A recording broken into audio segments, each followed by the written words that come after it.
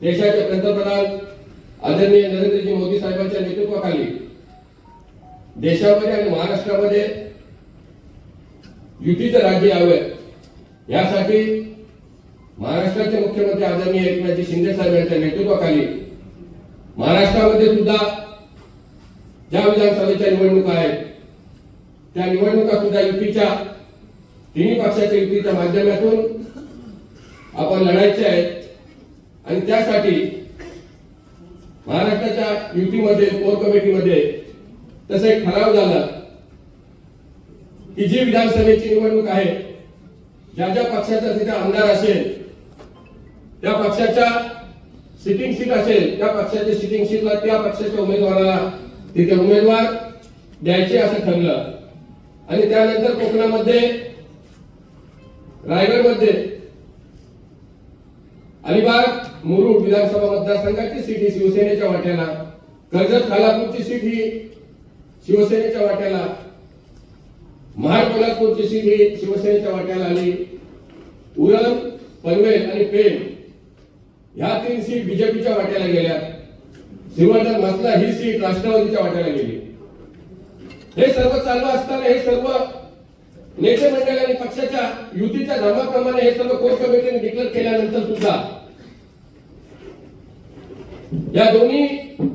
विधानसभा मतदारसंघामध्ये अलिबाग रोहा विधानसभा मतदारसंघ असू द्या किंवा पेण सुधागड मतदारसंघ असू द्या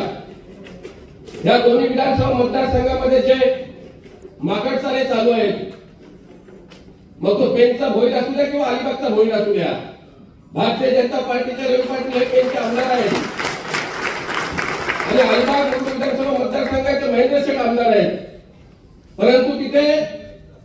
गेल्या 15 दिवसापूर्वी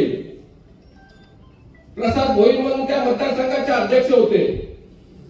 आणि त्यांचे तिथे माकड चाले चालू झाल्यानंतर सोशल मीडियावर काही भावी आमदार म्हणून अशी बॅनरबाजी काही चालू केली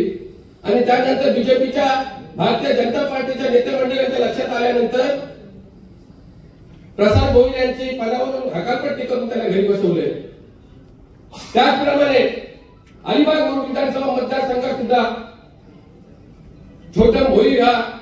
माकड चाले करण्याचे जे काही प्रयत्न चालू आहेत तर मी तुम्हाला नेते मंडळीला एवढंच सांगू इच्छितो ताई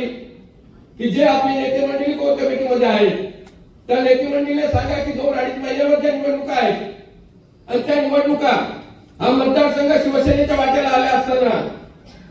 कमल ही निशाणी लावून जर भावी आमदार म्हणून असे जर पोस्टर बॅनर जर सोशल मीडियावर जर पाठवत असतील आणि त्याला वेगळीच जर कुठे बंधन येत नसेल किंवा त्यांची कुठे पदावर किंवा पक्षातून हकालपट्टी होत नसेल तर मग युतीचा धर्म आम्हीच पाळावा का?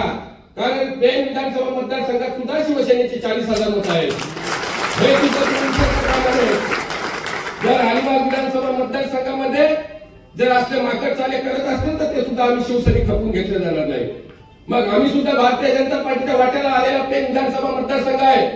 त्या मतदारसंघाला सुद्धा तिथले कार्यकर्ते आमचे सक्षम आहेत ते सुद्धा त्या विधानसभामध्ये निवडणूक लढण्यासाठी इच्छा प्रकट केलेली आहे। परंतु आम्ही सगुरीचा सल्ला नेते मंडळी आमच्या दिलेला आहे आणि त्यामुळे आज तुम्ही मंत्रालय लेवलला किंवा सीएम साहेबांकडे किंवा युतीच्या नेते मंडळींकडे चर्चा करत असाल त्यावेळेला जो आमचा या तालुक्याचा प्रश्न आहे आणि जो पेण सुधागड मतदारसंघाचा प्रश्न आहे तो तुम्ही तिथे उपस्थित करा आणि जे काही माकड चाले करणारे लोक आहेत त्यांच्यावर ताबडतोब कारवाई व्हायला पाहिजे। नपेक्षा जी 40,000 मतं सुधागड पेण मध्ये आहेत ती पनवेलमध्ये आमची ताकद आहे, उरणमध्ये सुद्धा आमची ताकद आहे। मग युतीचा धर्म आम्ही पाळावा का हे सुद्धा महत्वाचं आहे। काही जी संघटना 80% समाजकारण 20% राजकारण या प्रामाणिक कार्यकर्त्यांच्या जोरावर अलिबाग मुरुड विधानसभा मतदारसंघ आपण जिंकलेले आहे। परंतु पेण सुधागड हा मतदारसंघ आहे, पेण सुधागड रोहा, कारण वकील साहेबांनी सांगितलं की रोहाचा काही भाग पेण सुधागड मतदारसंघामध्ये जातो परंतु पेण सुधागड मतदारसंघावर सुद्धा आपण कुठेतरी लक्ष द्यायला पाहिजे कारण तिथे कार्यकर्ते तिथे आमदार असल्या कारणाने तिथे प्रत्येक गाव तिथे गळवी तिथे विकास झालेला आहे, प्रत्येक ग्रामपंचायत मध्ये विकास झाला आहे। परंतु जिथे सुधागड पेण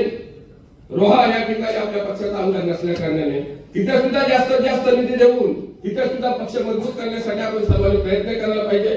आज छोट्याशा निरोप देऊन तुम्ही एवढे उपस्थित झालात त्यामुळे सर्व जिल्ह्यातील तालुका